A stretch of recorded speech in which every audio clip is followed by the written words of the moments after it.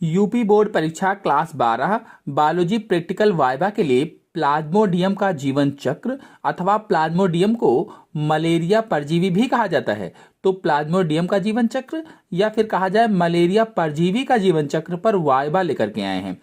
चलिए एक एक करके सभी क्वेश्चन के आंसर बता देते हैं कि एग्जामिनर आपसे क्वेश्चन पूछ सकता है कि प्लाज्मोडियम किस संघ का जंतु है, किस संघ का जंतु है।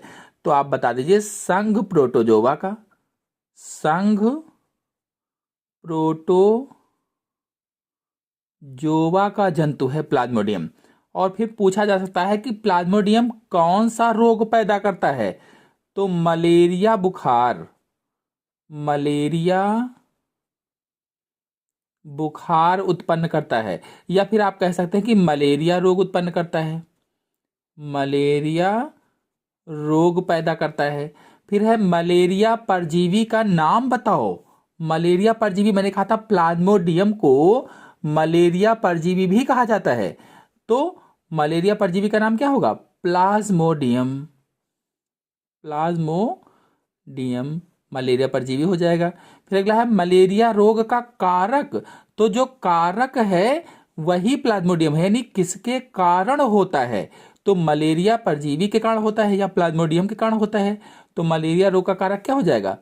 प्लाज्मोडियम हो जाएगा। हर तरीके के प्रश्न मैंने रखे हैं इसमें। फिर अगला है मलेरिया रोग का वाहक कौन है। वाहक कहे या फिर आपसे प्रश्न पूछ ले कि मलेरिया रोग कैसे फैलता है, तो कैसे फैलेगा? मादा एनाफ्लीज, एनाफ्लीज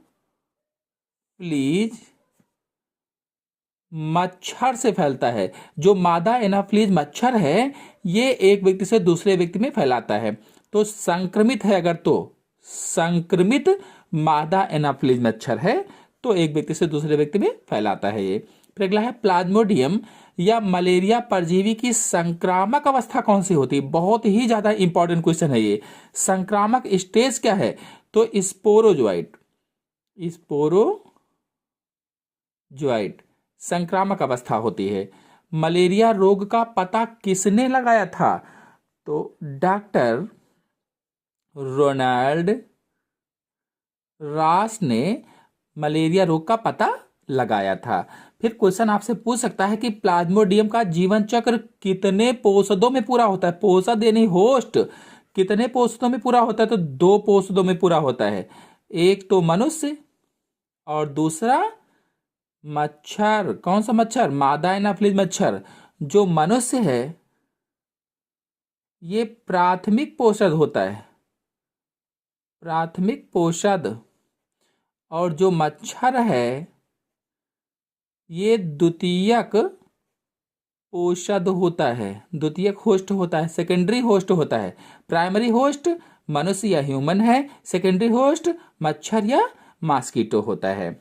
और जो मनुष्य है इसमें अलैंगिक जनन होता है। अगर ये पूछ ले कहीं मनुष्य में कैसा जनन होता है, तो अलैंगिक जनन एसेक्सुअल रिप्रोडक्शन मनुष्य में होता है। और जो मच्छर है इसमें लैंगिक जनन होता है, लैंगिक जनन मच्छर के अंदर होता है, यानी सेक्सुअल रिप्रोडक्शन मच्छर के अंदर होता है। फिर अगले क्वेश्चन पर इधर आते हैं। देखिए अगला क्वेश्चन है प्लाज्मोडियम का स्पोरोजोइड शरीर में सबसे पहले किस अंग में जाता है। शरीर में सबसे पहले किस अंग में? तो यकृत में जाता है। बहुत ही अच्छा सा क्वेश्चन है। यकृत माने लीवर।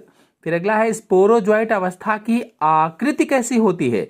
जो संक्रामक अवस्था स्पोरोजोइट है इसकी आकृति हाशियाकार होती है, हाशियाकार, हाशिया जैसा होता है। फिर अगला है प्लाज्मोडियम शरीर में किस प्रकार की कोशिकाओं पर आक्रमण करता है। यह भी प्रश्न पूछा जा सकता है। किस प्रकार की कोशिकाओं पर? तो आरबीसी पर, रेड ब्लड सेल्स पर आक्रमण करता है, आरबीसी को अटैक करता है। फिर अगला है मलेरिया बुखार में कपकपी क्यों होती है। बहुत अच्छा क्वेश्चन है। मलेरिया बुखार में कपकपी क्यों होती है? तो आपको बता दें बड़ी संख्या में आरबीसी नष्ट होने पर या नष्ट होने से हीमोजोइन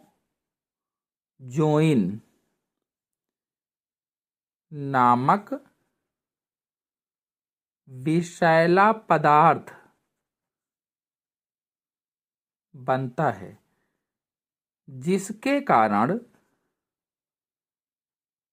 कपकपी होती है। क्या होता है, मैंने बताया था कि जो प्लाज्मोडियम है ये शरीर की किस प्रकार की कोशिकाओं पर आक्रमण करता है, तो आरबीसी पर। जब आरबीसी को खत्म करने लगता है तो बड़ी संख्या में जब आरबीसी नष्ट हो जाती हैं, बड़ी संख्या में आरबीसी नष्ट होने से हीमोजॉइन नामक विषैला पदार्थ बनता है और इसी विषैले पदार्थ के कारण कपकपी होती है। फिर अगला क्वेश्चन है, मलेरिया रोग में लगभग कितने डिग्री फ़ारेनहाइट तक बुखार चढ़ता है? तो इसमें देखिए 105 से 106 डिग्री फ़ारेनहाइट, ये फ़ारेनहाइट है, डिग्री सेल्सियस नहीं है। 105 से 106 डिग्री फ़ारेनहाइट तक बुखार चढ़ता है।